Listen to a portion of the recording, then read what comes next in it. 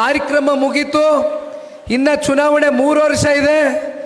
ನಾವು ಮತ್ತೆ ಮುಂದೆ ಚುನಾವಣೆ ಬಂದಾಗ ಸಕ್ರಿಯರ ಕೆಲಸ ಮಾಡಿದರೆ ಸಾಕು ಅಂತ ಯಾರು ಕೂಡ ದಯಮಾಡಿ ತಲೆನಲ್ಲಿ ಇದನ್ನೇನಾದ್ರು ನೀವು ಚಿಂತೆ ಮಾಡಿದರೆ ಮೊದಲು ಇದನ್ನು ಇವತ್ತಿನೇ ತೆಗೆದು ಬಿಡಿ, ಬದಿಗಿಟ್ಬಿಡಿ. ನಮ್ಮ ಮುಂದೆ 3 ವರ್ಷ ಇದೆ. ಗ್ರಾಮ ಪಂಚಾಯಿತಿ ಚುನಾವಣೆ ಡಿಸೆಂಬರ್ ತಿಂಗಳಲ್ಲಿ ಎದುರು ನೋಡ್ತಾ ಇದ್ದೇವೆ. ZPTP ಚುನಾವಣೆ ಇದೆ, ಅದು ಕೂಡ ಕೋರ್ಟ್ ಈಗಾಗಲೇ ಸರ್ಕಾರಕ್ಕೆ ಛೀಮಾರಿ ಹಾಕಿದೆ.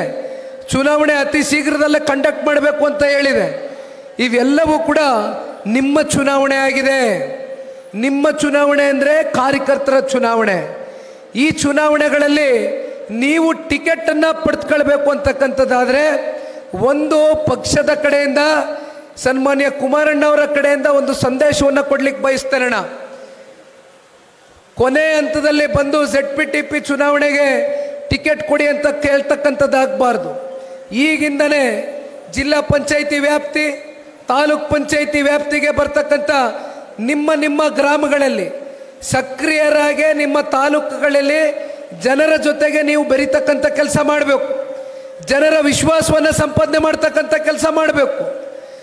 ಆಗ ರಾಮೇಗೌಡರಿದ್ದಾರೆ, ರಶ್ಮಿ ಅಕ್ರವರಿದ್ದಾರೆ, ಇಲ್ಲಿರ್ತಕ್ಕಂಥ ನಮ್ಮ ತಾಲೂಕು ಅಧ್ಯಕ್ಷರು ನಾರಾಯಣ ಸೋಮಣ್ಣವರು ಸೇರಿದಂತೆ ಬಹಳ ಜನ ಪ್ರಮುಖ ಮುಖಂಡರುಗಳಿದ್ದಾರೆ. ನಿಮ್ಮೆಲ್ಲರ ಒಟ್ಟಿಗೆ ಕೂತ್ಕೊಂಡು ಇದೇ ರೀತಿ ಒಂದು ಕ್ಲೋಸ್ ಡೋರ್ ಸಭೆಯನ್ನು ಮಾಡ್ತೇನೆ. ಆ ಕ್ಲೋಸ್ ಡೋರ್ ಸಭೆಯಲ್ಲಿ ಒಂದು ವರದಿಯನ್ನು ಕೂಡ ತಯಾರಿ ಮಾಡಿಸ್ತೇನೆ, ಒಂದು ಸರ್ವೆ ರಿಪೋರ್ಟನ್ನು ತೆಗೆಸ್ತೇನೆ. ಯಾರ್ಯಾರು ಆಕಾಂಕ್ಷಿತರು ಇರ್ತೀರಿ, ಯಾರ್ಯಾರಿಗೆ ಎಷ್ಟು ಜನ ಬೆಂಬಲ ಇದೆ, ಅವೆಲ್ಲವನ್ನ ಓಪನ್ ಆಗಿ ನಿಮ್ಮ ಮುಂದೆ ಇಡ್ತೇನೆ. ತದನಂತರ ತೀರ್ಮಾನ ತಗೊಳ್ಳೋಣ. ಹಾಗಾಗಿ ಸುಮ್ಮನೆ ನಾನು ZPಗೆ ನಿಂತ್ಕೋಬೇಕು, TPಗೆ ನಿಂತ್ಕೋಬೇಕು, ಗ್ರಾಮ ಪಂಚಾಯತಿಗೆ ನಿಂತ್ಕೋಬೇಕು ಅಂತ ಇವತ್ತು ಬಂದು ಕಾರ್ಯಕ್ರಮದಲ್ಲಿ ಚಪ್ಪಾಳೆ ಹೊಡೆದು ಹೋದರೆ ಆಗಲ್ಲಣ್ಣ. ಇವತ್ತು ಈ ಪಕ್ಷ ತಳಮಟ್ಟದಿಂದ ಬೇರ್ಮಟ್ಟದಿಂದ ಕಟ್ಟಬೇಕು ಅಂತಕ್ಕಂಥದ್ದು ನಿಮ್ಮಲ್ಲಿ ಆ ಚಿಂತನೆ ಅಂತಕ್ಕಂಥದ್ದಿದ್ರೆ ದಯಮಾಡಿ ಮೈ ಮರಿತಕ್ಕಂಥದ್ದು ಬೇಡ. ಇನ್ನು 3 ವರ್ಷ ಇದೆ, 1000 ದಿನ ನಮ್ಮ ಕಣ್ಣು ಮುಂದೆ. ನಿಮ್ಮ ಚುನಾವಣೆಗಳನ್ನ ಎದುರಿಸಿ ಸಮರ್ಪಕವಾಗಿ ನಿಮ್ಮ ಚುನಾವಣೆನ ಎದುರಿಸೋಣ.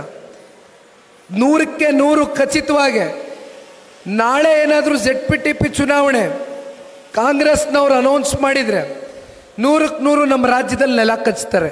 ಅದೆಲ್ಲವೂ ಕೂಡ ಅವ್ರಿಗೆ ಸಂಪೂರ್ಣವಾಗಿ ಪರಿಜ್ಞಾನ ಅವ್ರಿಗಿರೋದ್ರಿಂದನೇ ಇನ್ನೂ ಚುನಾವಣೆ ದಿನಾಂಕ ಘೋಷಣೆ ಮಾಡೋದಕ್ಕೆ ಅವ್ರಿಗೆ ಧೈರ್ಯ ಬರ್ತಾ ಇಲ್ಲ. ಹಾಗಾಗಿ ಒಂದಣ ಚುನಾವಣೆ ಯಾವತ್ತೇ ಆಗಲಿ ಚುನಾವಣೆಗೆ ನಾವು ಸಜ್ಜಾಗಬೇಕಾಗ್ತದೆ. ಯಾವ ಕಾರಣಕ್ಕೂ ಕೂಡ ನಾವು ಕೈ ಕಟ್ಕೊಂಡು ಕೂತ್ಕೊಳ್ತಕ್ಕಂಥದ್ದು ಬೇಡ. ಆಮೇಲೆ ನಾನು 86 kg ಇದ್ದವಳು 71 kg ಬಂದಿದ್ದೀನಿ. ವಯಸ್ಸಾದ್ಮೇಲೆ ಸ್ಮಾರ್ಟ್ ಆಗಿ ಕಾಣ್ತೀರ ಅಂದ್ರೆ ಜಿನ್ನಿ. 126 kg ವೇಟ್ ಇದ್ದು ನಾವು ಈಗ 114 kg ಲೆಕ್ಕ ಬಂದಿದ್ದೀವಿ. ಯಾವುದೇ ಸೈಡ್ ಎಫೆಕ್ಟ್ ಆಗಿಲ್ಲ. 84ರಿಂದ 50 kg ಬಂದೆ, ಆಮೇಲೂ ಸಣ್ಣಗೆ ಫಿಟ್ ಆಗಿದ್ದೀನಿ. ಅದಕ್ಕೆ ನಾನು ಯೂಸ್ ಮಾಡ್ತಾ ಇರೋದು ಜೀನಿ ಸ್ಲಿಮ್. 84ರಿಂದ 50 kg ಬಂದೆ, ಆಮೇಲೂ ಸಣ್ಣಗೆ ಫಿಟ್ ಆಗಿದ್ದೀನಿ. ಅದಕ್ಕೆ ನಾನು ಯೂಸ್ ಮಾಡ್ತಾ ಇರೋದು ಜೀನಿ ಸ್ಲಿಮ್. ಸಣ್ಣ ಆಗಕ್ಕೆ ಜೀನಿ ಸ್ಲಿಮ್ ಯೂಸ್ ಮಾಡದೆ ಹೆಲ್ದಿನೂ ಅದೇ. ನೀವು ಸಣ್ಣ ಆಗ್ಬೇಕಾ, ಹೆಲ್ದಿ ಆಗ್ಬೇಕಾ? ಹಾಗಿದ್ರೆ ಜೀನಿ ಸ್ಲಿಮ್ ಯೂಸ್ ಮಾಡಿ. ಸಣ್ಣ ಆಗೋದಕ್ಕೆ ಯಾವುದೋ ಪ್ರಾಡಕ್ಟ್ ಹೇಳ್ತಾ ಇದ್ದಾಳೆ, ಏನಾದರೂ ಸೈಡ್ ಎಫೆಕ್ಟ್ಸ್ ಇದೆ ಅಂತ ಯೋಚನೆ ಮಾಡ್ತಾ ಇದ್ದೀರಾ? ಖಂಡಿತ ಇಲ್ಲ, ಯಾಕಂದರೆ ಇದು ಕೆಮಿಕಲ್ ಫ್ರೀ. ಸಣ್ಣ ಆಗಬೇಕು ಅಂದರೆ ಜೀನಿ ಸ್ಲಿಮ್ ಯೂಸ್ ಮಾಡಿ. ಹೆಚ್ಚಿನ ಮಾಹಿತಿಗೆ ಕೆಳಗೆ ಡಿಸ್ಪ್ಲೇ ಆಗ್ತಿರೋ ನಂಬರ್ಗೆ ಕಾಲ್ ಮಾಡಿ.